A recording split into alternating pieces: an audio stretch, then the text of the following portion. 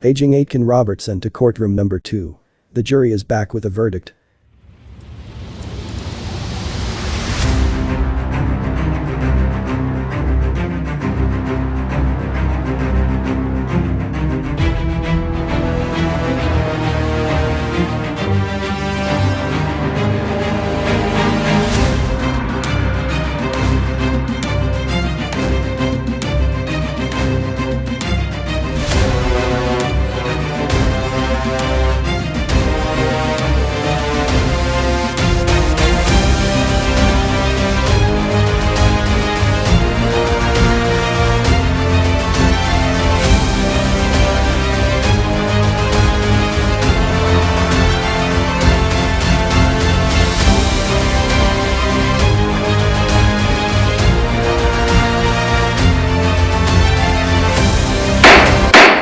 Members of the jury, how do you find the accused?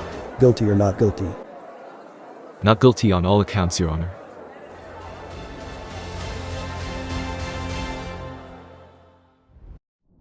Welcome to Legally Speaking. I'm Melanie Fanada, a licensed paralegal at Aitken Robertson in Criminal Law. And today I'm joined by counsel Richard Aitken from Aitken Robertson to explore a critical question. Should I tell my boss if I have been charged with a criminal offense? In this episode, we'll discuss the legal and practical considerations involved in disclosing criminal charges to your employer, including when it might be necessary and how it could affect your employment. Richard will offer valuable insights into your rights and obligations in this delicate situation. Considering that you're my boss, should I tell my boss that I have been charged with a criminal offense? I would say yes. The reality is your boss is going to find out sooner than later. For instance, if it's a DUI, people will notice why you're not driving to work. If you work for perhaps a construction company, why you're not taking the company van or half-ton out. And plus with social media and everything else, word gets around really quickly. You'll never be able to keep it a secret. So rather you disclose it on your own terms, it's more likely to go better for you than if you don't. Bosses do not like surprises. And then, are there certain occupations that would require you to actually provide the information? Yeah, there's two different situations. Let's deal first with you simply being charged, you have not been convicted. It may be part of your collective agreement if it's a union environment. Say, for instance, if you're a nurse at a hospital, you're a police officer, you work at Darlington, or you're a nuclear power worker, the collective agreement may require you actually disclose, even though you haven't been convicted. As they deal with risk. For instance, if someone who has a DUI before the courts operates a power station, the control room at Darlington, might be relevant for the boss to know that so that if rehab is needed, it could be offered and so on. If you disclose to your boss your convictions and your boss fires you, what next? We should take a step back. Your worst situation is if you deny having a problem when you have a problem. Alcoholism is considered a disability. It is not grounds for dismissal. And if someone is dismissed on that basis, it's a human rights violation as well as wrongful dismissal, likely. You would be shocked sometimes as to the reality. One of my friends had a very famous case where I did the criminal charge and the client ultimately was successful, but he was fired when he was charged. He basically drove trucks full of aviation fuel. And I would have thought in that circumstance, given the risk and the insurance costs involved and so on, the boss might have fared better at trial than he did, but it was considered to be wrongful dismissal. So for instance, I'll give you some example. If the person worked at MAD Canada and got a DUI, I think that would be problematic, right? Because it'd be highly embarrassing to MAD Canada or such similar organization as that. If you're a bricklayer, it's not going to matter much. If you work at a factory, probably not going to matter much. It really depends on the circumstance.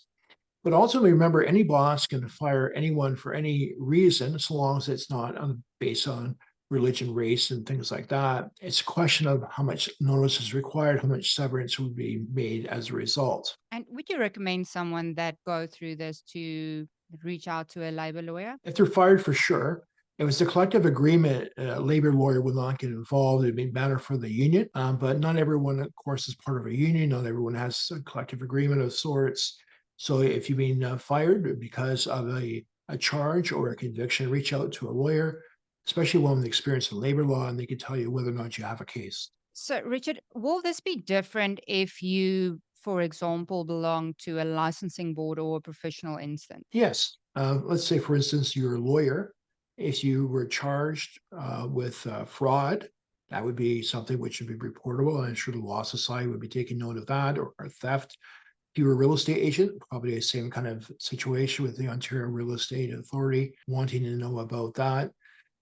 It may be other organizations that are within that nurses belong to or doctors belong to. There may be a requirement to report, even though you have not been convicted. So rather it's safe than sorry, speak to your union rep and see, even if you've simply been charged and not convicted, whether or not you have to report at that stage or only if by chance you're convicted. And Richard, should my boss make any considerations for me in this situation? My experience is basically if the person is a good employee, the employer is going to bend over backwards to try and keep them employed if it's at all possible. So say for instance, you've been a long-term truck driver, been in the company 20 years, never been a problem before, but had a fate was worked against you on a particular night, ended up with a DUI and you've lost your license all of a sudden for 3 months. When you get the initial suspension, often an employer may say, okay, well, you can't drive obviously because you got no insurance and it'd be illegal to drive, but we'll have you work in the warehouse for 3 months. So it's an example of the boss, the employer actually accommodating, and in certain circumstances, the employer will have an obligation actually to accommodate. Again, it's another situation you can discuss with a labor lawyer. Well, thank you so much, Richard, for joining us today. And thank you to everyone else for tuning in to this episode of Legally Speaking with Aitken Robertson Criminal Law. We hope you found today's discussion insightful and helpful. If you have any questions or need legal advice, do not hesitate to reach out to us at Aitken Robertson. Do not forget to like, subscribe, and hit that notification bell so you never miss another video. We're here to keep you informed on the legal issues that matters to you.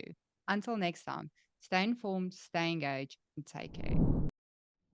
Thank you for tuning in to Legally Speaking, proudly brought to you by Aitken Robertson Criminal Defence.